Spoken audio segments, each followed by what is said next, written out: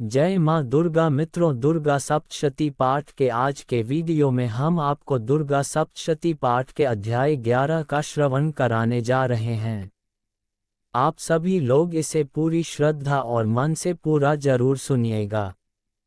दुर्गा सप्तशती पाठ अध्याय 11। देवताओं का देवी की स्तुति करना और देवी का देवताओं को वरदान देना।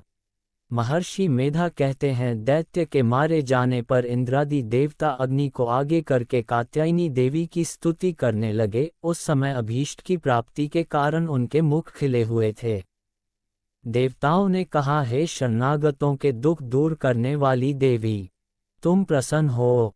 हे संपूर्ण जगत की माता, तुम प्रसन्न हो। विंध्येश्वरी, तुम विश्व की रक्षा करो, क्योंकि तुम इस चर और अचर की ईश्वरी हो।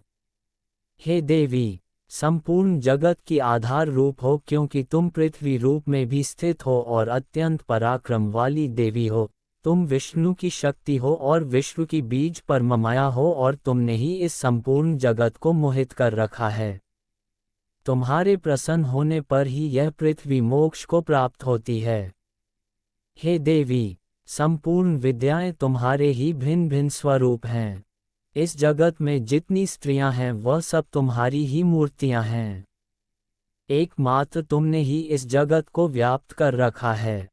तुम्हारी स्तुति किस प्रकार हो सकती है, क्योंकि तुम परम बुद्धि रूप हो और संपूर्ण प्राणी रूप स्वर्ग और मुक्ति देने वाली हो। अतः इसी रूप में तुम्हारी स्तुति की गई है। तुम्हारी स्तुति के लिए इससे बढ़कर और क्या युक्तियां हो सकती हैं। संपूर्ण जनों के हृदय में बुद्धिरूप होकर निवास करने वाली, स्वर्ग तथा मोक्ष प्रदान करने वाली है नारायणी देवी, तुमको नमस्कार है। कलाकाष्ठा आदि रूप से अवस्थाओं को परिवर्तन की ओर ले जाने वाली तथा प्राणियों का अंत करने वाली नारायणी, तुमको नमस्कार है। हे नारायणी, संपूर्ण मंगलों के मंगल रूप वाली, हे शिवे, हे संपूर्ण प्रयोजनों को सिद्ध करने वाली, हे शरणागत वत्सला, 3 नेत्रों वाली गौरी, तुमको नमस्कार है। सृष्टि, स्थिति तथा संहारव की शक्तिभूता, सनातनी देवी, गुणों का आधार तथा सर्व सुखमयी नारायणी, तुमको नमस्कार है। हे शरण में आए हुए शरणागतों, दीन दुखियों की रक्षा में तत्पर, संपूर्ण पीड़ाओं को हरने वाली है नारायणी, तुमको नमस्कार है। हे नारायणी, तुम ब्रह्माणी का रूप धारण करके हंसों से जुते हुए विमान पर बैठती हो तथा कुश से अभिमंत्रित जल छिड़कती रहती हो, तुम्हें नमस्कार है। माहेश्वरी रूप से त्रिशूल, चंद्रमा और सर्पों को धारण करने वाली है महावृषभ वाहन वाली नारायणी, तुम्हें नमस्कार है। मोरों तथा मुकुटों से घिरी रहने वाली, महाशक्ति को धारण करने वाली है कौमारी रूपधारिणी, निष्पाप नारायणी, तुम्हें नमस्कार है। हे शंख, चक्र, गद, परशुराम, धनुष रूप आयुधों को धारण करने वाली वैष्णवी शक्ति रूपा नारायणी, तुम हम पर प्रसन्न हो, तुम्हें नमस्कार है। हे दांतों पर पृथ्वी धारण करने वाली वाराह रूपिणी कल्याणमयी नारायणी, तुम्हें नमस्कार है। हे उग्र नरसिंह रूप से दैत्यों को मारने वाली, त्रिभुवन की रक्षा में संलग्न रहने वाली नारायणी, तुम्हें नमस्कार है। हे मस्तक पर किरीट और हाथ में महावज्र धारण करने वाली, सहस्त्र नेत्रों के कारण उज्ज्वल, वृत्रासुर के प्राण हरने वाली, हे नारायणी, तुम्हें नमस्कार है। हे शिवदूती स्वरूप से दैत्यों के महामद को नष्ट करने वाली, हे घोर रूप वाली, हे महाशब्द वाली, हे नारायणी, तुम्हें नमस्कार है। दाढ़ों के कारण विकराल मुख वाली, मुंडमाला से विभूषित मुंडमर्दिनी चामुंडारूपा नारायणी, तुम्हें नमस्कार है। हे लक्ष्मी, लज्जा, महाविद्या, श्रद्धा, पुष्टि, स्वधा, ध्रुवा, महारात्रि तथा महाविद्यारूपा नारायणी, तुमको नमस्कार है। हे मेधा, सरस्वती, सर्वोत्कृष्ट रूपिणी, पार्वती, महाकाली, नियंता तथा ईशरूपिणी नारायणी, तुम्हें नमस्कार है। हे सर्वस्वरूप सर्वेश्वरी, सर्वशक्तियुक्त देवी, हमारी भय से रक्षा करो, तुम्हें नमस्कार है। हे कात्यायनी, तीनों नेत्रों से भूषित ये तेरा सौम्य मुख सब तरह के डरों से हमारी रक्षा करे, तुम्हें नमस्कार है। हे भद्राकाली, ज्वालाओं के समान भयंकर, अति उग्र एवं संपूर्ण असुरों को नष्ट करने वाला तुम्हारा त्रिशूल हमें भयों से बचावे, तुमको नमस्कार है।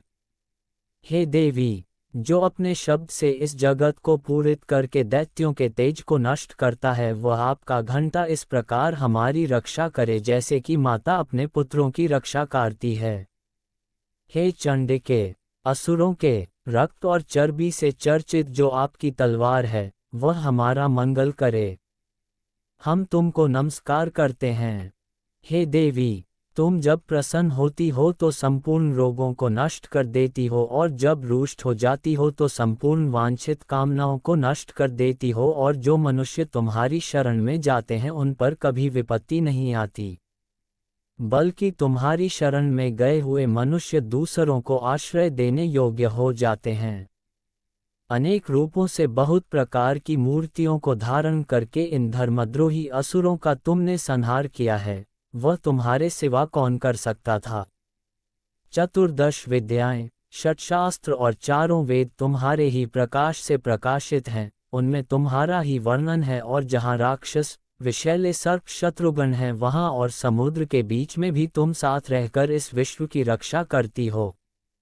हे विश्वेश्वरी, तुम विश्व का पालन करने वाली विश्वरूपा हो, इसलिए संपूर्ण जगत को धारण करती हो। इसीलिए ब्रह्मा, विष्णु, महेश की भी वंदनीय हो। जो भक्तिपूर्वक तुमको नमस्कार करते हैं, वह विश्व को आश्रय देने वाले बन जाते हैं। हे देवी, तुम प्रसन्न हो और असुरों को मारकर जिस प्रकार हमारी रक्षा की है, ही हमारे शत्रुओं से सदा हमारी रक्षा करती रहो। संपूर्ण जगत के पाप नष्ट कर दो और पापों तथा उनके फल स्वरूप होने वाली महामारी आदि बड़े 2 उपद्रवों को शीघ्र ही दूर कर दो। विश्व की पीड़ा को हरने वाली देवी, शरण में पड़े हुओं पर प्रसन्न हो। त्रिलोक निवासियों की पूजनीय परमेश्वरी, हम लोगों को वरदान दो। देवी ने कहा, हे देवताओं, मैं तुमको वर देने को तैयार हूँ। आपकी जैसी इच्छा हो वैसा वर मांग लो, मैं तुमको दूंगी। देवताओं ने कहा, हे सर्वेश्वरी, त्रिलोकी के निवासियों की समस्त पीड़ाओं को तुम इसी प्रकार हरती रहो और हमारे शत्रुओं को इसी प्रकार नष्ट करती रहो।